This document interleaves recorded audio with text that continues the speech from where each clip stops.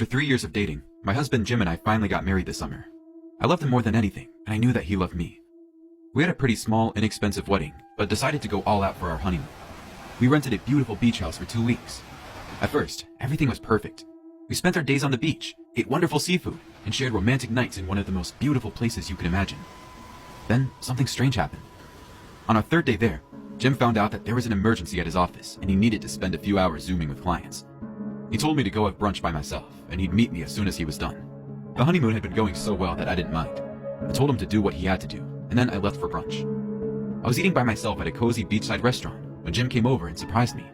I'd only been gone for about 30 minutes, so I was shocked that he'd already finished his work stuff.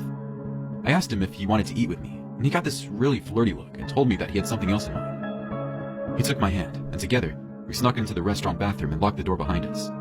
I won't tell you what we did in there, but Jim was absolutely wild. We'd never done anything like that before, and it was honestly the most thrilling and romantic thing we'd ever done. Afterwards, we went back to my table, and the waiter was glaring at me. I think he knew what we had been up to, so I gave him a very big tip and started to hurry off with Jim. Jim told me that he still had some work to do. It was too awkward for me to stay in the restaurant, so I walked along the beach for a bit, thinking about how in love I was, and then slowly headed back to the beach house. When I got back to the beach house, I saw Jim hunched over his computer in the middle of a Zoom call. I was surprised that he had gone straight back to work after what we've just done at the restaurant. He was so busy that he didn't even raise his head to say hello. I let him do his own thing for the next couple hours. Once he finished, he joined me on the balcony and we drank together. He asked me about my day, not even mentioning the restaurant. I smiled at him and told him it was the most surprising and romantic morning of my life. He pretended to be confused and asked me what I was talking about. I thought he was being romantic again, so I recounted everything we'd done. His eyes got really wide and then he jumped out of his chair and left. I didn't even have time to ask him where he was going. As I stayed on the balcony, I could hear him through the wall. He was shouting at someone on the phone. He sounded furious. Then the door opened and Jim stuck his head out. He asked me to drive down to the market and pick up some vegetables, but I could tell he just wanted me out of the house. I was really confused, but I didn't want to argue with him on our honeymoon. When I came back about 20 minutes later, Jim was waiting for me in the living room. All the anger from earlier was gone. He seemed like his old romantic self. He even had a glass of wine waiting for me. I wasn't in the mood for any more alcohol, so I refused, but he seemed weirdly insistent that I drink it. I told him that I wasn't going to drink anything until he told me what was going on. I needed to know why he'd gotten so upset and who he'd been on the phone with. Once again, he refused to answer. He asked me to leave with him. He said he had a special surprise waiting for me, but I had to leave with him right away. I was about to say yes until I heard noises coming from the closet right behind me. Jim stepped forward and tried to kiss me, but it seemed like he was distracting me from whatever was inside that closet. I pushed past him and opened the door. I saw someone tied up on the closet floor. There was a bag over his head, so I couldn't see who it was. The man was writhing around, barely conscious. Jim grabbed me from behind and whispered in my ear,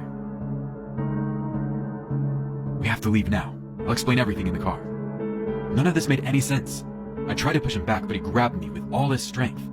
I was so startled that I shoved him backward without even realizing it. He fell onto the top of the living room table, banging his head pretty bad. As Jim struggled to stand up, I rushed back to the closet and pulled the bag off of that man's face. It was Jim, the real Jim. I turned back toward the man who I thought was my husband, and he looked identical to Jim, except for that crazed look in his eyes. I pulled the duct tape off of my husband's mouth, and he gasped for air. "My brother," he struggled to say. "My twin brother." Now it all made sense. The man who had surprised me during brunch was never my husband. It was his twin. I had no idea that Jim had a brother, let alone an identical twin. By then, his brother had rushed back toward me and grabbed me from behind. "You should have come with me," he growled in my ear. Jim was still struggling to untie his feet and stand up, so he couldn't protect me. His brother grabbed me by the throat and started pushing me toward the front door. I tried to tell him to stop, but he was squeezing so hard that I could barely move. I was starting to pass out. It seemed like this man was going to take me away. There was nothing I could do about it. But before we could reach the front door, Jim had finally freed himself. He dove at his brother, and the two of them started fighting wildly. They seemed pretty evenly matched. They struggled throughout the whole room and onto the balcony. With a horrible scream, Jim slammed his fist into his twin's face, knocking the man over the ledge and onto the rocky ground far below.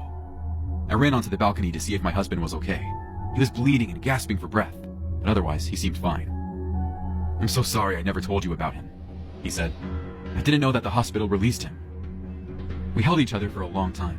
Slowly, I looked over the edge of the balcony to see the man's body lying on the ground below, but no one was there.